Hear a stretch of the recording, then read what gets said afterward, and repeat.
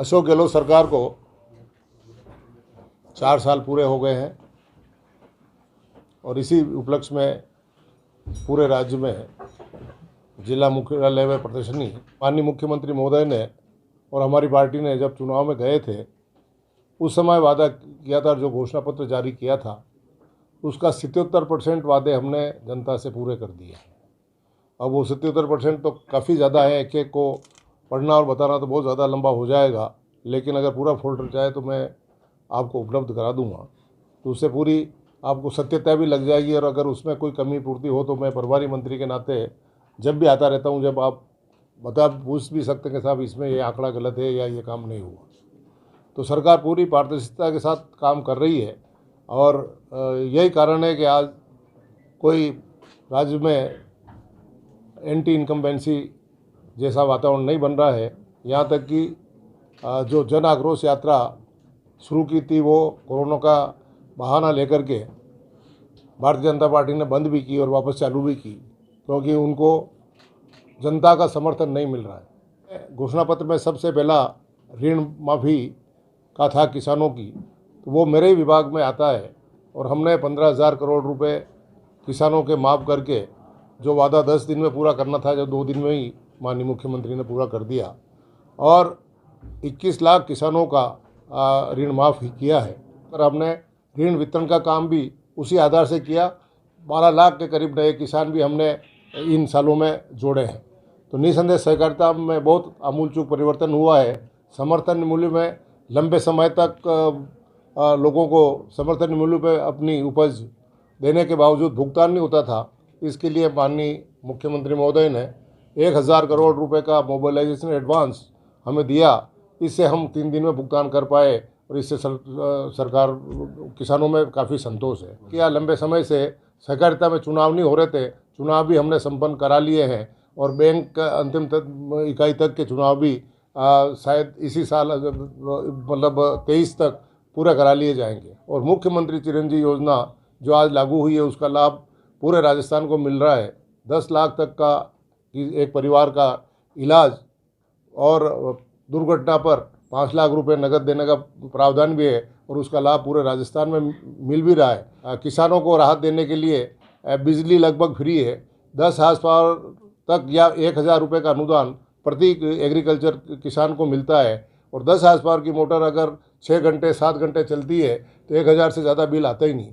तो बिजली भी लगभग किसानों के लिए एग्रीकल्चर की फ्री जैसी हो गई है। तो किसी भी वर्ग को खाली नहीं छोड़ा है। बच्चों का भी ध्यान रखा तो बुढ़ों का भी ध्यान रखा है। बुढ़ों को पेंशन देने के लिए जो इस सरकार के बनते पहली मीटिंग में 500 को तो 750 किए और 750 को 1,000 रुपये दे करके उनको भी लाभान्वित किया। तो बच्चों को भी लाभान्वित किया है। युवाओं के लिए बेरोजगार भत्ता दिया जा रहा है। तो किसी भी क्षेत्र में पीछे नहीं है। यही कारण है कि आज जनता में सब तरफ हर्ष और उल्लास है। राष्ट्रपति को क्या बड़ी सौगात सरकार की ओर से मिली है?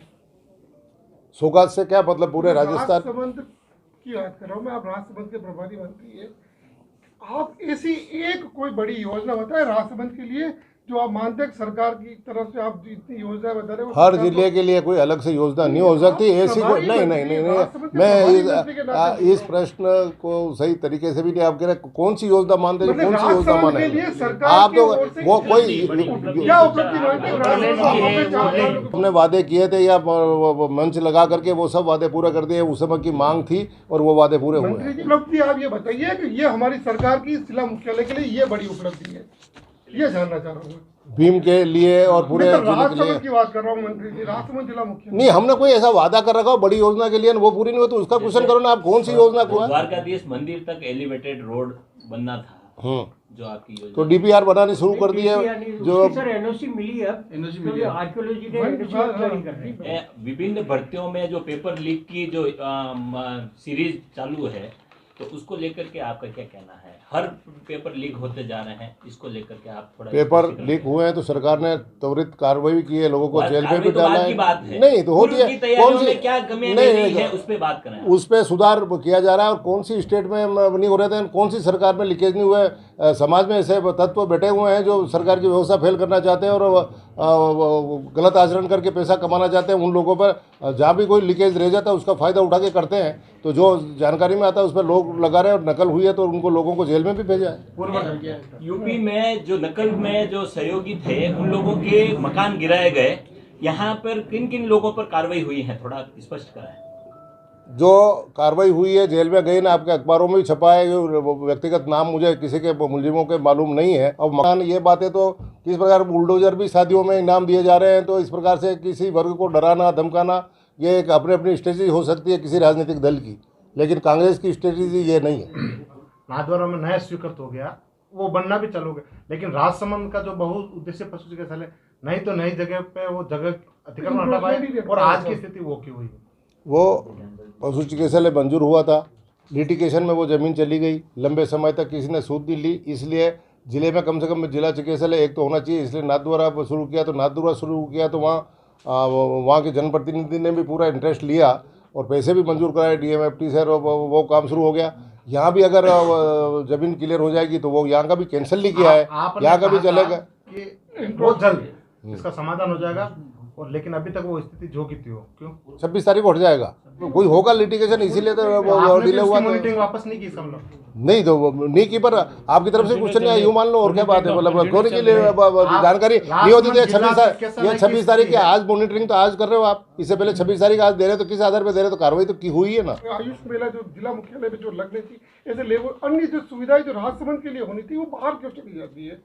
बाहर कहाँ चली गई? नाथद्वारा चली गई हो, राजसमंद नाथद्वारा चली जाती, बाहर नाथद्वारा चलेगी, इतना कोई ज़्यादा दूर नहीं है। और यहाँ भी बराबर योजनाएं चल रही है, यहाँ भी बराबर जागरूकता है, जो काम करें आप चिंता ना करें। आप पूरे जिले के पत्रकार हैं, केवल राजसमंद की बात ना करें, आपके जिले में ही हो रहा कार्यक्रम। अगर कोई एक्सीडेंट होता है तो वो वहाँ से अगर कोई मरीज रेफर होगा तो नाथद्वारा के लिए रेफर नहीं होगा, वो राजसमंद के लिए रेफर होगा, क्योंकि जिला अस्पताल राजसमंद है। और यहाँ जब मरीज को सुविधाएं नहीं मिलती तो ये एक रेफरल हॉस्पिटल बन गया है।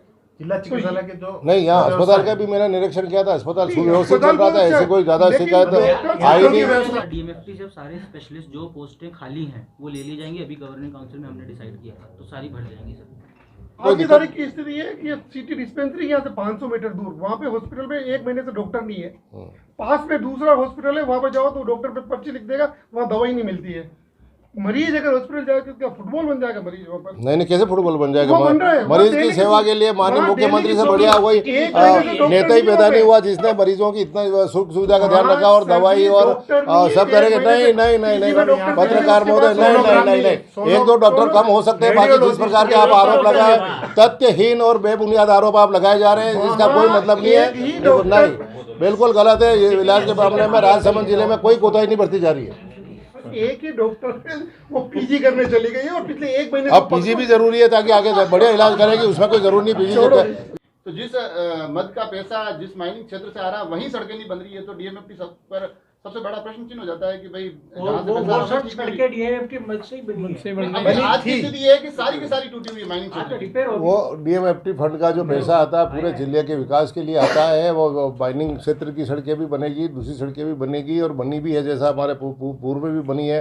और जितना भी फंड आता है इसी पे खर्च करते हैं। लेकिन माइनिंग एरिया में चूँकि बहुत हेवी लोड की गाड़ियाँ निकलती है, 50-60 टन की, इसलिए जल्दी रोड टूट जाता होगा, तो उसको वापस रिपेयर करेंगे ना। ऐसी कोई रोड विशेष होगी जिसमें परेशान आ रही है तो उसको आपके DMFT फंड में कलेक्टर साहब अध्यक्ष हैं DMFT फंड के, राजनीतिक कारण से मेरे तो हटवा दिया आपने, तो इसलिए अब कलेक्टर साहब हैं, उनसे कहेंगे कि वो जल्दी से जल्दी उस रोडों को ले।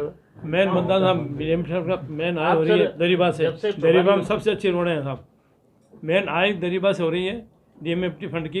तो जो और ये विधानसभा नाथद्वारा विधानसभा, ये जो अच्छा हो रहा है उसकी बात नहीं करेंगे, जो नहीं हो रहा उसकी करेंगे ना। यहाँ से इनकम ज़्यादा हो रही है, कहना बिल्कुल सही है कि जहाँ से मद आ रहा है वहाँ पर होनी ही चाहिए, मतलब वहाँ तो हो रही है, दूसरी जगह की होगी। इसके अलावा नहीं, आप मुद्दा सही उठाया है। अगर इसकी पीड़ा है तो अगली बार में जो रोड कलेक्टर साहब, जो अगली बार जो ऐसी ज़्यादा रोड उनकी सर्वे करा लो माइनिंग एरिया की ना, उनको DMFT फंड से पहली प्राथमिकता पर लेवें, ताकि उस क्षेत्र में माइनिंग गतिविधियां भी अच्छी चल सके ना, आवाजाही भी आराम से हो सके। सर, कुंभलगढ़ के सबसे महत्वाकांक्षा वेड़त का नाका योजना, उसको DMFT में भी एक बार लिया गया, लेकिन उसको अभी तक कोई मूर्त रूप नहीं दिया गया। ऐसा सोतेला व्यवहार स्वीकृत भी हो गया, सब कुछ हो गया, फिर वो क्यों सर उसमें PhD ने कहा था सोर्स सस्टेनेबल नहीं है, इसलिए उसको ड्रॉप किया था। जितना एक्सपेंशन है उतना पानी नहीं है। 90% सस्टेनेबल होना चाहिए, 90% पूरे साल में पानी। योजना पूरी पैरामीटर के आधार पर सही नहीं है, इसलिए काम नहीं हुआ। पानी एक्चुअल सर्वे उपलब्ध नहीं बाद वैसा स्वीकृत हो गया, विधि स्वीकृति हो गई होने के बाद, क्योंकि वो गवर्नमेंट पिछली गवर्नमेंट का प्रोजेक्ट था। नहीं, पिछली गवर्नमेंट का वो जनहित का जो काम होगा, हमारी सरकार उस भावना से किसी प्रोजेक्ट को रोकती ही नहीं है कि ये पिछली सरकार का था। सरकार होती है, जनहित में वो फैसला लिया गया तो, लेकिन पानी की उपलब्धता नहीं है और आनंद फानन में कोई निर्णय जल्दी ले लिया गया तो वो रोकना भी जरूरी है कि जनता का पैसा व्यर्थ नहीं जावे। आप कोऑपरेटिव विभाग के मंत्री भी हैं, और उस दृष्टि से अपन देखें राजसमंद के प्रभारी मंत्री है, तो राजसमंद के जो कोऑपरेटिव डिपार्टमेंट का मुखिया आज भी नहीं है। जब से आप मंत्री बने तब भी खुद के विभाग का मुखिया यहाँ नहीं है। मुखिया मतलब मुखिया तो जो एडिशनल रजिस्ट्रार तो उदयपुर में बैठता है। सीसी बैंक की बात कर रहे हैं क्या आप? कोऑपरेटिव सहकारिता विभाग, पूरे सहकारी विभाग के कर्मचारियों की पूरी पद रिक्त है, उनकी बात कर रहे हैं, ये मतलब है आपका? अब इंस्पेक्टर को भर्ती कर दिए, 4 अभी भर्ती किया, 4 नए लगाए अभी यहाँ।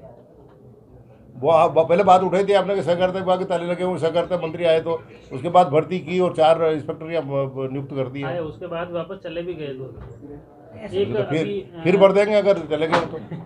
एक अभी जस्ट आपने प्रदर्शनी के दौरान भूमि विकास बैंक की एक अनियमितता सामने आई, जिसमें जिनके लोगों के नाम मैंने भी यही क्वेश्चन किया उनसे भी, जो अनियमितता आई है। मैं कुछ जब इतना लंबा मामला है कि किसी ने गलत ऋण लेकर के पैसा माफ कर दिया, गरीबों का अहित हुआ है, तो जब मैं हर महीने तो कम से कम एक बार आ ही रहूँ तो, और वहाँ तो हमेशा ही सुनते हैं, ये बात पहले क्यों नहीं उठाई, ये बात कहा है, और उसके बाद भी लेट उठाई तो कोई बात नहीं, लेकिन पूरी जांच होगी और किसी व्यक्ति ने गलत तरीके से वो जमीन रहन कर रख के पैसा उठा लिया तो वो जेल में भी जाएगा।